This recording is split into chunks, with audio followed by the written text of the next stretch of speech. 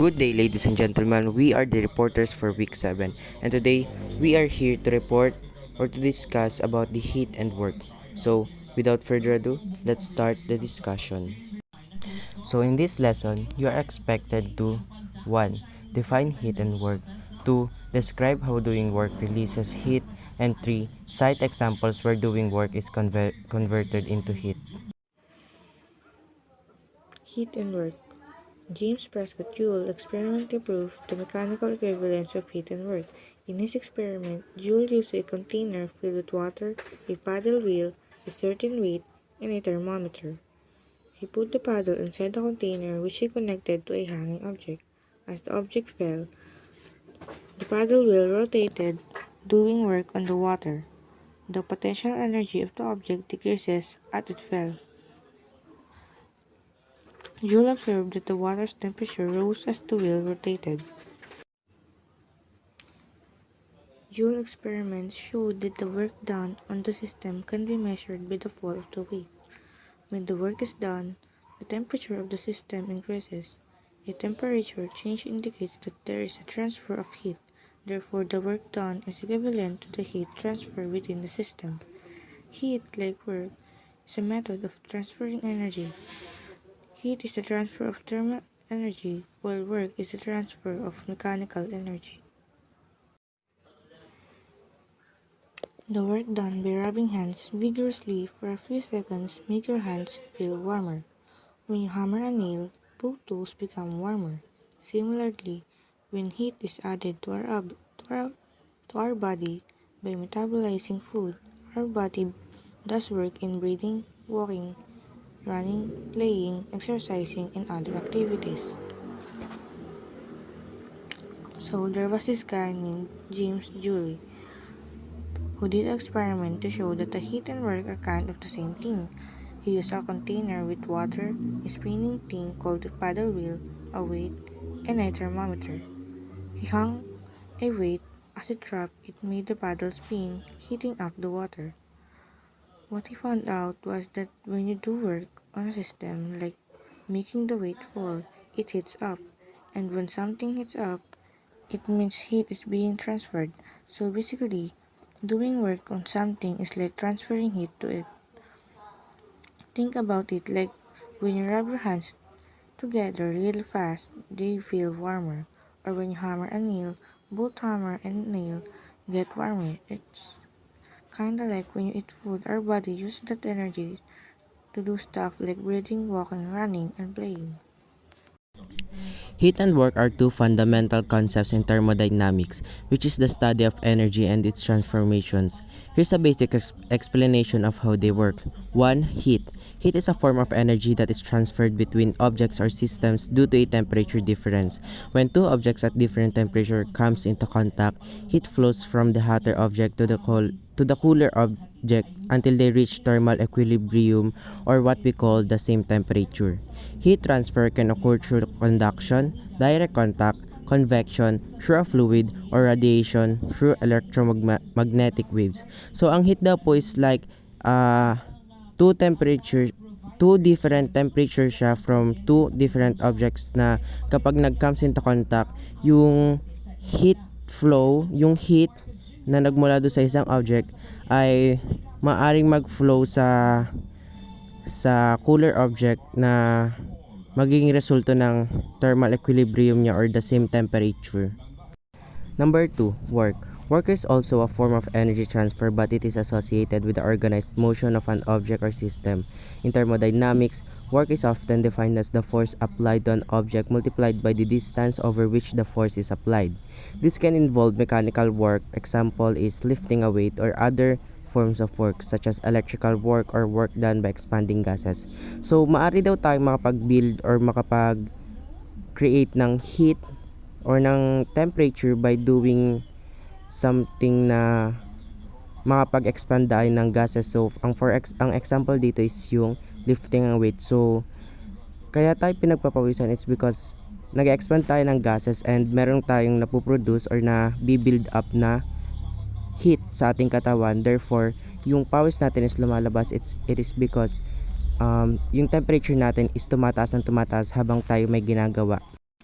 In thermodynamic processes, heat and work can be exchanged between a system, example given a gas in a container, and its surroundings. The first law of thermodynamics states that the total energy of a system and its surroundings remains constant, so any heat added to the system must either increase its internal energy or do work on the surroundings, or both.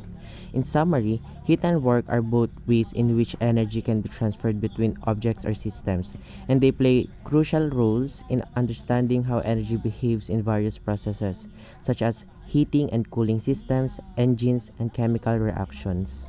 Internal energy is the total energy contained in an object, including kinetic and potential energy. Internal energy is a microscopic mechanical energy, the sum of kinetic energies of all its particles and potential energies of interaction among these particles. It depends on its thermodynamic state, such as heat transfer and work done. There are many ways to increase the internal energy of a thermodynamic system. If we add heat to the system and the system does no work, its internal energy increases. If no heat is added during the expansion or work done by the system against its surroundings, internal energy decreases. And if we remove heat, we reduce the internal energy of the object. Internal energy is also proportional to the change in temperature, since heat is also related to it. A good example to illustrate internal energy is a closed container of gas. The internal energy of the gas is the sum of the kinetic energies of all the gases molecules as they move around randomly, kinetic energy, and the potential energy associated with the intermolecular force between the molecules is what we call potential energy. When you heat the gas, you increase its internal energy because the molecules move faster, increasing their kinetic energy. If you were to compress the gas, you would also increase its internal energy because the molecules are now closer together, increasing their potential energy due to the stronger intermolecular forces. So, ang good example daw po is a closed container of gas. So, for example, a gas in a cylinder. So, kapag yung gas is ikinompress natin, that is what we call potential energy because the molecules would now come closer together and can form heat, while kapag naman na-release na natin or we stop compressing the gases, that is what we call kinetic energy because the molecules will now move around randomly and the internal energy decreases. Internal energy. Thermal energy is related to kinetic energy or the random motion of molecules and atoms. When an object is heated, the average kinetic energy of the molecules increases and decreases as it is cooled. You may heat the cocoa to increase the temperature or set aside to decrease the temperature due to energy gained or lost, respectively. When both work done and heat transfer occurs, the first law of thermodynamics states that the change in internal energy of a system equals the net heat transferred into the system minus the net work done by the system. This law is based on the principle of conservation of energy, that it can neither be created nor destroyed. However, it can be transferred from one place to another and converted to and from other forms of energy. Heat and work both contribute to the total internal energy of a system. The law is expressed as the change of internal energy is equal to heat minus work, where the triangle and the capital U is the change in internal energy. The capital letter Q is heat added. The capital letter W is work. So when things get hot, it's because the tiny particles inside them are moving faster. We call this thermal energy. If we heat up some cocoa, those little particles speed up, making the cocoa hotter. But if we leave it alone, it cools down because those particles slow down. Now, when stuff gets heated or cooled, it's not just about temperature changes. There's also something called the first law of thermodynamics. This law says that if you add heat to something or do work on it, its internal energy changes. Internal energy is like all the energy locked up inside something. So if you want to know how much the internal energy changes, you can use this equation. the change of internal energy is equal to heat minus work. This law tells us that energy can just disappear. It can only move around or change into different types of energy.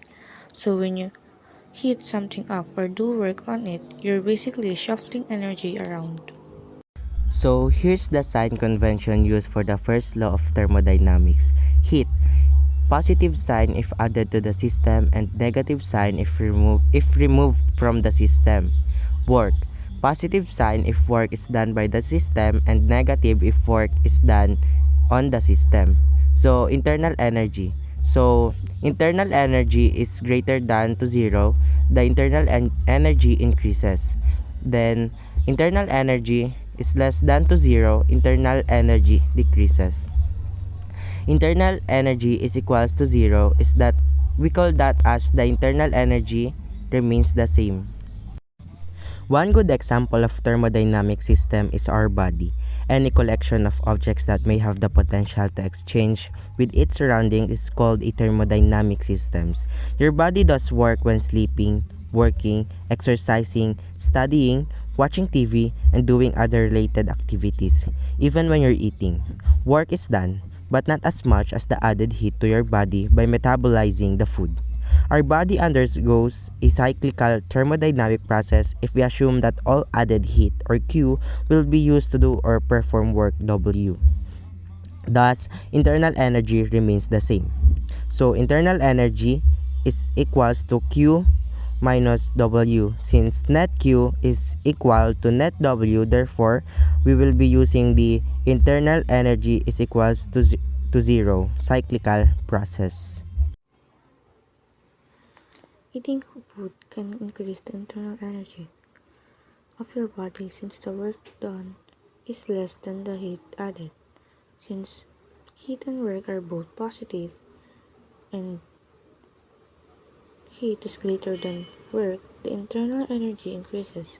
Since a positive value can be obtained from the given situation following the first law of thermodynamics.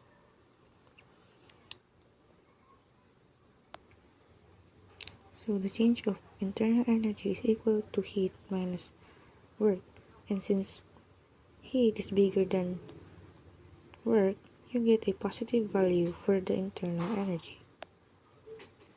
Here's an example for it. Let's say you eat a slice of pizza that provides 300 calories of heat energy to your body.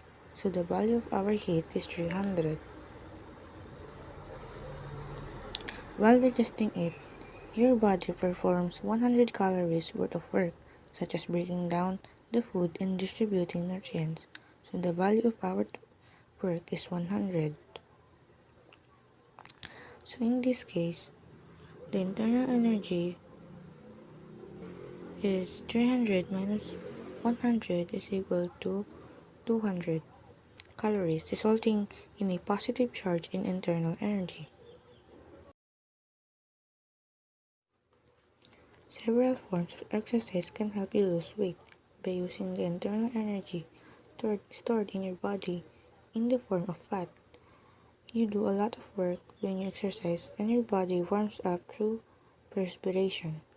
Internal energy decreases since a negative value can be obtained from the given situation following the first law of thermodynamics. When you exercise, you're using up the stored energy in your body like fat to do work, so you're doing a lot of work and your body also loses heat through things like sweating.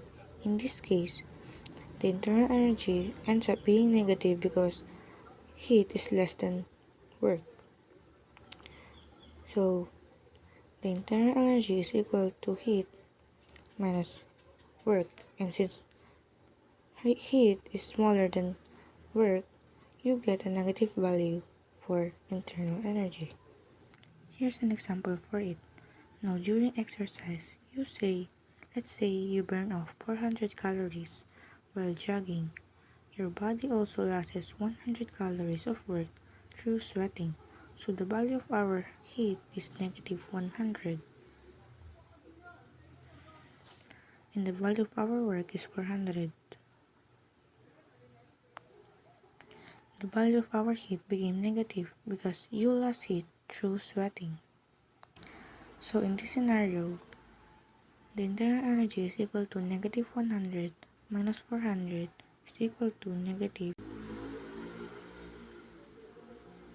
500 calories, resulting in a negative charge in internal energy as your body expends more energy than it takes from food.